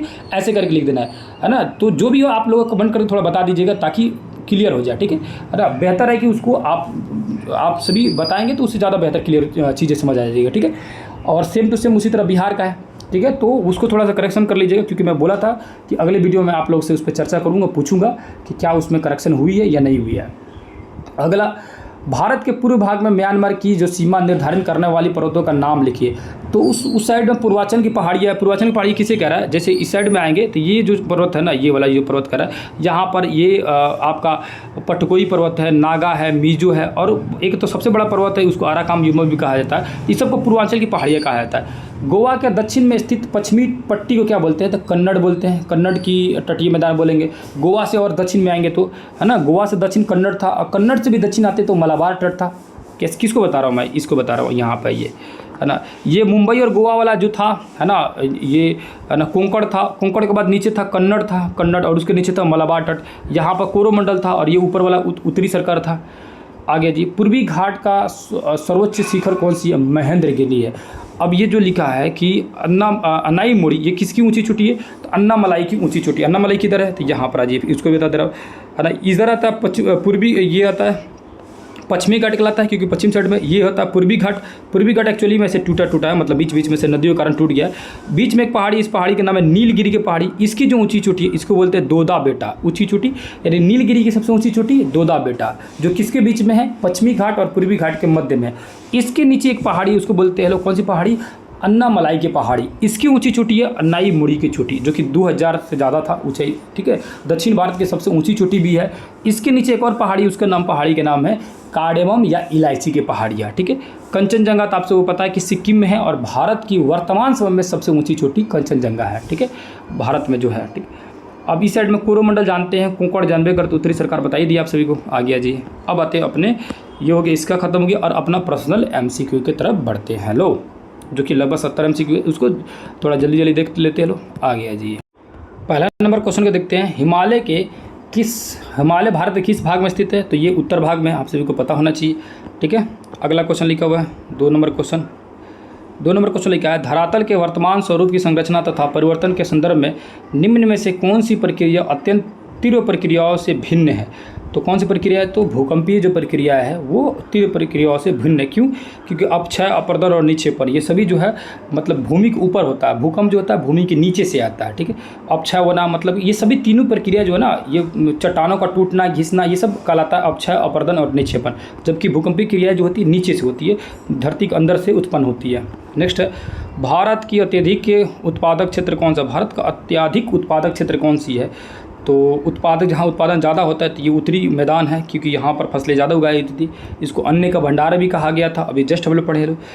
उसके बाद लिखा है कि 3 ओर से समुद्र से घिरे भाग को क्या कहते हैं? तो 3 ओर से समुद्र से घिरा होगा तो उसको प्रायद्वीप कहेंगे, और छोटा सा भगवा को क्या बोलेंगे लोग? ये छोटा सा भगवा को अंतरीप भी बोलेंगे लोग। बाढ़ वाले मैदान तथा युवा निक्षेप क्या कहलाते हैं? बाढ़ वाले मैदान जो हो मतलब कि बाढ़ वाला मैदान हो और युवा निक्षेप हो तो उसको क्या बोलेंगे? खादर बोलेंगे, जो कि बार बार बाढ़ आ रहा है, मिट्टी उपजाऊ बना रहा है। अगला लिखा है कि भारत में खारे पानी की सबसे बड़ी झील कौन सी है? तो चिल्का झील, जस्ट अभी देखे लो। और ये क्वेश्चन पूछा हुआ था, बीपीएससी में पूछा हुआ था कि नहीं पूछा हुआ था, आप बताइए दोस्तों। अगला लिखा है 7 नंबर क्वेश्चन कि भारत में पूर्वी भाग में म्यांमार के साथ अपनी सीमा बनाने वाली पर्वत श्रृंखलाओं को सामूहिक रूप से क्या कहा जाता है? यानी पूर्वी भाग में बोला जाता है तो इसको पूर्वांचल की पहाड़ी कहा जाता है। पूर्वी भाग की इस साइड के पूछ रहा है ना, पूर्वी भाग वाला इस साइड वाला एरिया को यहाँ पर जो बताया है ना, इसको पूर्वांचल की पहाड़ी कहा जाता है। नेक्स्ट है, पश्चिमी घाट का सबसे ऊंचा शिखर कौन सा है? तो पश्चिमी घाट की अगर बोला जाएगा तो सबसे ऊंची जो शिखर है पश्चिमी घाट की वो हो जाएगा अनाईमुड़ी, पश्चिम साइड की। ठीक है, और ना पश्चिमी घाट की, और पूर्वी घाट का तो होता है ये महेंद्रगिरी होता है। याद रखिएगा, दोदा बेटा तो आपका नीलगिरी की सबसे ऊंची चोटी है। अनाईमुड़ी तो दक्षिण भारत की भी सबसे ऊंची चोटी कहा जा सकता है, अनाईमुड़ी, जो कि अन्नामलाई की है। ठीक है, पश्चिमी घाट को एक्चुअली में सह्याद्री भी कहा जाता है, सह्याद्री पर्वत भी कहा जाता है, जबकि पूर्वी घाट को महेंद्रगिरी की ऊंची चोटी भी कहा जाता है। मतलब उसकी ऊंची चोटी जो है महेंद्रगिरी है, पूर्वी घाट और पश्चिमी घाट। ठीक है, अगला क्वेश्चन लिखा हुआ है कि मृदा के निर्माण तथा रंग के लिए निम्न में से कौन से तत्व उत्तरदायी है? मतलब मिट्टी का जो रंग कैसे आता है और उसका निर्माण कैसे होता है, इसके लिए कौन जरूरी है? मतलब किसकी वजह से होता है? तो चट्टानों का कारण होता है। चट्टान जैसन होगा वैसे मिट्टी बनेगा, लाल चट्टान तो लाल मिट्टी, काली चट्टान तो काली मिट्टी।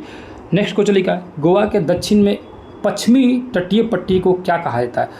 तो गोवा के दक्षिण में आएंगे और दक्षिण साइड में जो चट्टान है या जो तटीय मैदान है, उस तटीय मैदान को मलबार तट कहा जाता है। मलबार तट नहीं कहा जाएगा उसको। गोवा से दक्षिण आएंगे तो उसको कन्नड़ कहा जाएगा। तो कन्नड़ इसमें दिया नहीं दिया है, तो कन्नड़ नहीं दिया तो मलबारे हो जाएगा। ठीक है, प्रायद्वीपीय पठार जो है कि मृदा किस प्रकार की होती है? तो प्रायद्वीपीय पठार की जो मिट्टी होती है ना वो काली मिट्टी हो सकती है, उसके बाद से लाल भी हल्का हो सकती है, भूरी मिट्टी तो नहीं, काली मिट्टी होती है प्रायद्वीपीय पठार की। मोस्टली काली मिट्टी होती है, ज़्यादातर काली मिट्टी है, क्योंकि यहाँ पर बेसाल्ट की चट्टानें ज़्यादा पाई जाती है। प्राचीन समय में हिमालय के स्थान पर कौन सा सागर था? तो आप लोग बताया तेथिस सागर था। कौन सा था? तेथिस सागर है कि नहीं है? पूर्वी घाट की सबसे ऊंची चोटी, तो पूर्वी घाट की तो महेंद्रगिरी है, अभी पढ़ा है आप सभी को। अनाई मुड़ी जो है पढ़ाई दिया, मुदिक नहीं मुड़ी, कंचनजंगा बताई दिया। खांसी, गारो खांसी जनती है, ये हिमालय की पहाड़ी भी है और जनजाति भी है। उसके बाद अगला लिखा हुआ है कि निम्न में से कौन सा वक्तव्य प्लेट टेक्टोनिक यानी प्लेट विवर्तनिकी के विषय में सत्य है? तो कौन सा वक्तव्य है? तो पृथ्वी की भूपर्पटी 7 मुख्य और अन्य अनेक गौण चट्टानों में बटी हुई। मतलब कि पृथ्वी जो है ना लगभग 7 भागों में बटा हुआ, बड़े बड़े भागों में, और छोटे छोटे भागों में तो 9 से ज़्यादा भागों में बटा हुआ है। ठीक है, विश्व की सबसे ऊंची चोटी तो माउंट एवरेस्ट है, जो कि नेपाल में है, जिसे सागर माथा भी कहा जाता है। ऊंचाई 8,848 मीटर भी है। ठीक है, विश्व की सबसे ऊंची चोटी वही हो गया माउंट एवरेस्ट। अगला जो है माउंट एवरेस्ट किस देश में? तो नेपाल में है। निम्न में से कौन सी चट्टान पहले ताजमहल के निर्माण में उपयोग किया गया था? तो ताजमहल के निर्माण में तो मार्बल का उपयोग किया गया था, सफ़ेद मार्बल का, संगमरमर का। अगला लिखा हुआ है कि मसूरी किस राज्य में है? तो मसूरी जो है ये तो आपका उत्तराखंड में मिल जाएगा। मसूरी हो गया ये उत्तराखंड में। भारत की सबसे ऊंची चोटी कौन सी है? तो भारत की सबसे ऊंची चोटी अगर देखेंगे वर्तमान समय में तो भारत की है K2, और लेकिन भारत में पूछता था कंचनजंगा, दोनों में अंतर है। भारत की और भारत में अंतर क्या है? यहाँ ये बता रहा हूँ, ये हो गया अपना प्यारा सा भारत हो गया। ठीक है, ये नीचे मान के दक्षिणी भारत है, इधर आ जाइए, यहाँ पर आ जाइए। अब ये में और के में क्या अंतर है? तो भारत का यानी भारत की या भारत की लिखा है, तो ये वाला जो जगह है ना जिसको POK बोला जाता है, पाक ऑक्यूपाइड कश्मीर, क्या ये भारत का हिस्सा नहीं है? बिल्कुल भारत का ही है। कबो ना कबो तो इसको मार के छीनबे करेंगे लोग, है कि नहीं है? लेवे करेंगे ना अपना हिस्सा, कब तक ही छीन के रखेगा, है कि नहीं है? तो ये वाला एरिया जो है ये यहाँ पर है K2, कौन सा है K2 है ना, K2 है, जो कि हिमालय के मतलब हिमालय के जो माउंट एवरेस्ट है, माउंट एवरेस्ट के बाद दूसरी ऊंची चोटी हो जाती है K2, जो कि कहाँ पे है, यहाँ पर अभी जो है पाकिस्तान द्वारा छेका वाला एरिया है, लेकिन ये भारत का हिस्सा है। तो भारत की सबसे ऊंची चोटी है K2, और अब मान के लिए इसको हटा दिया। वर्तमान में पूछा जाएगा कि छोड़ो, क्योंकि बोला जाएगा कि छोड़ो हटाओ इसको, अब बताओ कि भारत में जो है वर्तमान चोटी कौन सा, ऐसे मतलब कोई पूछा या एग्जाम में पूछा, तो अगर यहाँ पर में लिखा रहता तब याद रखिएगा सिक्किम, यहाँ पर ना सिक्किम, यहाँ से जो हिमालय पर्वत गुजरा है उसकी सबसे ऊंची चोटी है, उसका नाम है कंचनजंगा। कौन सी है? कंचनजंगा। तो भारत में पूछता है कंचनजंगा, भारत की पूछा तो K2 होना चाहिए। ठीक है। निम्न में से किसका प्रयोग टेल्कम पाउडर बनाने में किया जाता है? टेल्कम पाउडर बनाने में उपयोग किया जाता है सोप स्टोन का उपयोग किया जाता है। अगला, सिंधु और सतलज नदी के बीच में स्थित हिमालय को किस रूप में बांटा जाता है? सिंधु और सतलज आ गया तो इसको बोलेंगे कौन सी हिमालय? तो पंजाब हिमालय। इसी को कौन सा बोलेंगे? कश्मीर हिमालय, हिमाचल हिमालय, जो कि इसमें दिया हुआ था। कश्मीर और पंजाब हिमालय, दो नाम तो पिछले एग्जाम में दे चुका है। ठीक है। असम हिमालय आप लोगों को पता है, असम हिमालय किस के बीच में हो जाएगा? आपका हो जाएगा ये दिहांग नदी, और उससे पहले जो तीस्ता नदी के बीच में। नेपाल हिमालय तो ये तीस्ता और काली नदी, और पंजाब हिमालय तो बता दिए कुमाई हिमालय, और काली और सतलज नदी के बीच में। लाक्षाद्वीप मिनी का एनी द्वीप 1973 में किस नाम से इसको बदल दिया गया? तो लक्षद्वीप के नाम से बदल दिया गया। अगला, सतलज और काली नदी के बीच में, तो अभी जो सब बता ही दिया, सतलज और काली बीच में कुमायूं है। थोड़ा सा इसको फास्ट बता रहा हूँ, घबराने की जरूरत नहीं है, क्योंकि इस चीज़ों को डिटेल में पढ़ा ही दिया हूँ। MCQ को थोड़ा सा फास्ट बता रहा हूँ, तो उसको उतना मैनेज कीजिएगा। ठीक है ना, क्योंकि समझ तो आ ही रहा होगा, ऐसा थोड़ी है। अब ये देखिए, एक ही साथ दोनों पढ़ने में कितना सही लग रहा है, थ्योरी प्लस MCQ, बेहतर तरीका समझ आ जा रहा है कि नहीं है। और इसके बावजूद भी अगर ये MCQ आप लोगों को चाहिए होगा तो बहुत मिनिमम चार्ज में आप लोग को बता चुका हूँ पहले भी कई बार। आप हमारे व्हाट्सएप नंबर 9905550148 है ना, इस पर जो है आप कॉन्टेक्ट करके आप इससे प्राप्त कर सकते हैं। ठीक है। ज्योग्राफी हो, हिस्ट्री हो, ठीक है, इसको आप लोग को मिल जाएगा। साइंस को भी बहुत जल्द मैं बनाने वाला हूँ, आजकल मैं भी कोशिश कर रहा हूँ आज बन जाने के लिए। आज मैं जो है कोशिश कर रहा हूँ कि GS कंप्लीट, उसमें current affair, science, history, geography है ना, जो कि GS में 40 नंबर पूछेंगे, उस तरह से कम लगभग जो है 3-4 हज़ार क्वेश्चन को मैं ऐड कर रहा हूँ, जो कि एक बार आप लोग देखिएगा तो उम्मीद है कि उसमें से 40 में से 25-30 क्वेश्चन जो अगर आ जाए तो आप लोग का काम आराम से निकल जाएगा। ठीक है। जब प्लेट एक दूसरे के समानांतर चलती है तो निम्न में से कौन सी प्लेट सीमा का निर्माण होता है? तो वो होता है ना ट्रांसफॉर्म प्लेट। क्या होता है? Transform plate. आगे जी, काली और तीस्ता के बीच में, तीस्ती नदी के बीच में कौन सी हिमालय है? तो नेपाल हिमालय हो जाएगा। लूनी नदी कहाँ बहती है? तो ये तो लूनी नदी थार मरुस्थल में बहता है। अगला क्वेश्चन, निम्न में से कौन सा देश गोंडवाना भूभाग स्थल का एक भाग है? तो वो है दक्षिणी अफ्रीका। कौन सी अफ्रीका भैया? दक्षिणी अफ्रीका का भाग है जो गोंडवाना समूह का। माजुली नदी द्वीप, आप लोगों को बताया कि माजुली नदी द्वीप जो है ये तो आसाम में और ब्रह्मपुत्र नदी द्वारा बना हुआ द्वीप है। दक्षिण भारत की सबसे ऊंची चोटी कौन सी है? दक्षिण भारत की सबसे ऊंची चोटी जो है वो है अनाईमुड़ी, जो कि अन्नामलाई के जो पहाड़ी है उसकी चोटी है। ठीक है। अब भारत का एकमात्र सक्रिय ज्वालामुखी पाया जाता है, तो वो बैरम ज्वालामुखी है, जो कि अंडमान निकोबार द्वीप समूह में पाया जाता है। नेक्स्ट है, निम्न में से कौन भारत का प्राचीनतम भू स्थल है? तो कौन सा भैया है? तो प्रायद्वीपीय पठार है। प्रायद्वीपीय पठार जो है सबसे पुराना स्थल है। ठीक है। आगे जी, प्लेट विवर्तनिकी सिद्धांत से पृथ्वी की ऊपरी परपटी कौन सी बनी है? तो प्लेट विवर्तनिकी सिद्धांत से 7 बड़ी प्लेटों का निर्माण हुआ है। हिमालय से निकलने वाली नदियाँ जहाँ विलुप्त हो जाती है उसे क्या कहा जाता है? उसे कहा जाता है भाबर, मतलब जहाँ गायब हो गई, निकली और आके इसमें फंस गई, उसको भाबर बोलेंगे। याद रखिएगा, भांगर भी दिया है, खादर भी दिया है, भाबर याद रखिएगा। ठीक है। भाबर को याद रखिएगा, बाबर याद रखिएगा। ठीक है। बाबर से फंस गया भारत। ठीक है ना, मतलब उसको बुलाया गया भारत में मामला सल्टाने के लिए और भारत पर आके कब्जा कर लिया। इतिहास में पढ़े होंगे आप लोग। पृथ्वी के प्लेट के अंदर तथा ऊपरी स्थित महाद्वीप शैलों में दबाव किसके कारण उत्पन्न होता है? किसके कारण? तो प्लेटों की स्थिति के कारण उत्पन्न होता है। निम्न में से कौन सी विश्व के सर्वाधिक ज्वालामुखी तथा भूकंप प्रभावित क्षेत्र है? तो सबसे ज़्यादा जो भूकंप आता है, ज्वालामुखी आता है, वो प्लेट के किनारे जो बसा रहता है। मान के चलिए ये प्लेट खत्म हुआ और ये प्लेट शुरू हुआ, इसके बीच में जो जगह है ना, जैसे कि जापान है, वहाँ पर खूब भूकंप आएगा। अगला लिखा हुआ कि महाद्वीपीय शैलों में दबाव उत्पन्न होने का क्या परिणाम है? तो दबाव उत्पन्न होने का परिणाम जो है वलय, भ्रंशीकरण, ज्वालामुखी क्रिया, ये सभी क्रिया होती है ना। आगे, चिल्का झील भारत के किस राज्य में? उड़ीसा में। महानदी के दक्षिण में जो डेल्टा है वहाँ पर चिल्का झील का निर्माण होता है।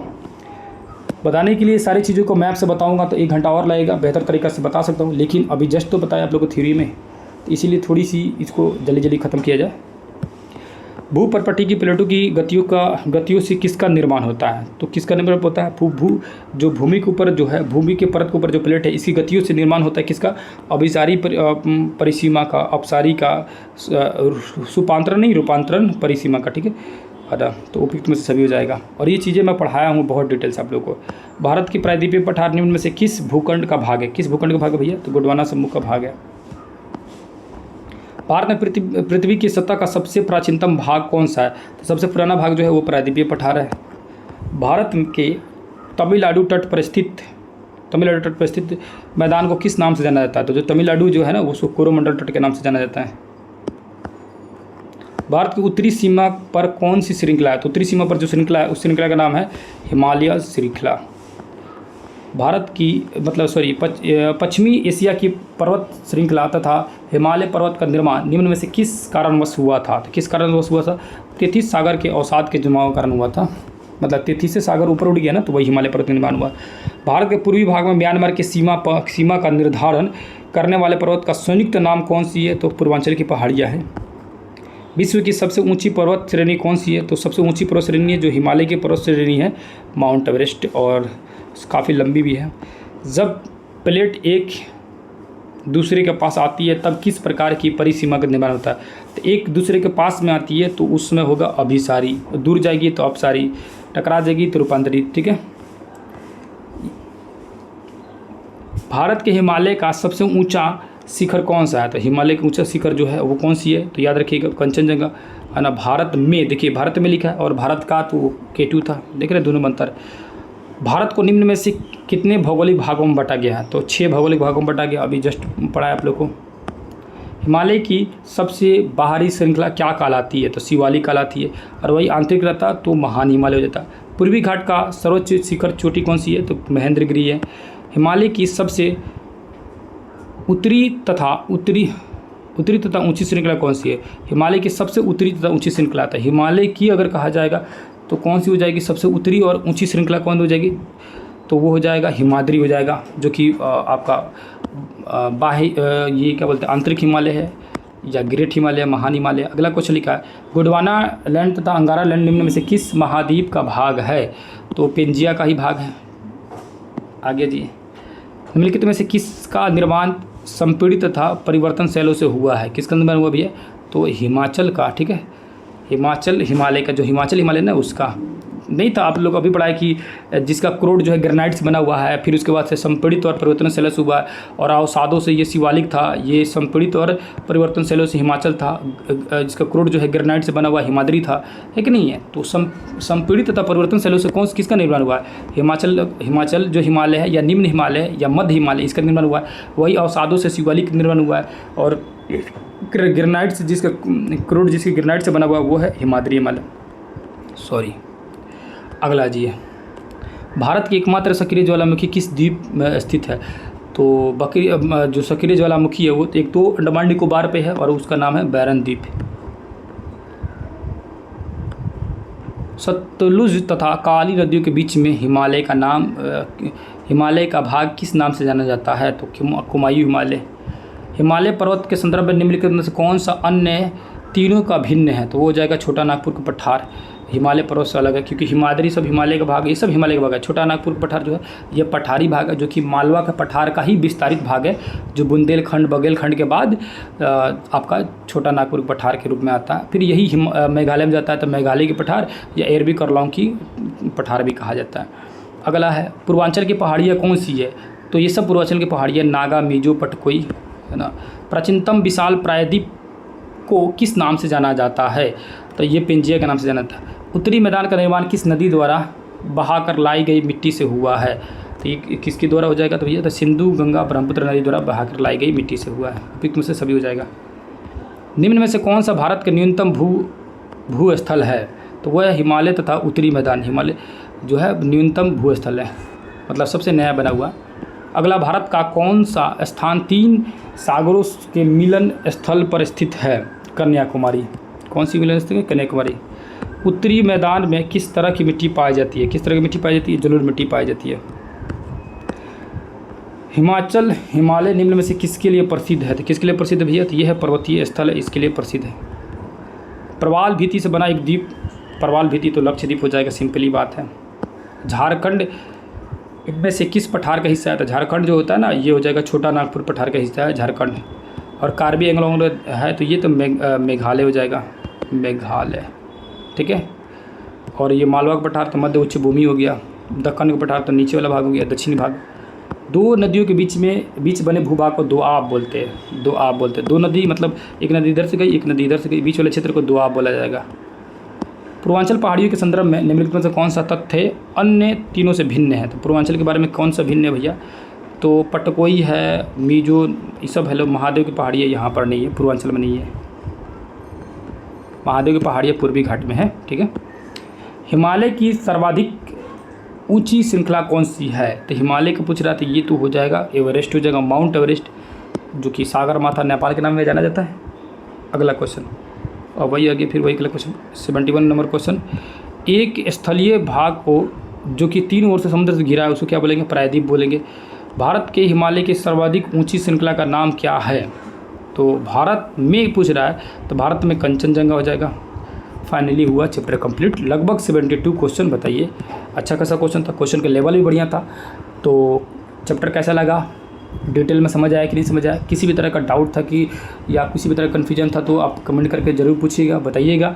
और अपना सजेशन देना होगा तो ज़रूर दीजिएगा, ठीक है। और क्लास बढ़िया लग रहा होगा तो एक बार कमेंट जरूर कीजिएगा, ताकि चीज़ें जो है मैं कंटिन्यू रख सकूं। क्योंकि आप लोग कमेंट करते हैं तभी पता चलता है कि हम बेहतर लग रहा है। तो आदमी सोचता है कि यही प्रक्रिया जो कंटिन्यू रखा जाए। तो क्या ये प्रक्रिया बेहतर लग रहा है? जो भी न्यूज़ देख रहे हैं या पिछले चैप्टर को भी देखे होंगे, तो क्या ये जो पिछला चैप्टर और ये वाला चैप्टर, दोनों जो चैप्टर जिस तरह से पढ़ाया जा रहा है, आप लोगों को बढ़िया लग रहा है या और डीपली एक्सप्लेन करूँ, या ठीक है, इतना ठीक है ना? और ये जो दोनों एक साथ चल रहा है, चैप्टर और MCQ, ये प्रक्रिया ठीक है कि नहीं ठीक है? आप कमेंट करके ज़रूर बताइए, उससे क्लियर पता चलते रहती है, उससे सही लगता है और इसी तरह के लाने की कोशिश करता है। नहीं तो अगर आपको समझ नहीं आ रहा होगा तो चेंज किया जाएगा, है कि नहीं है?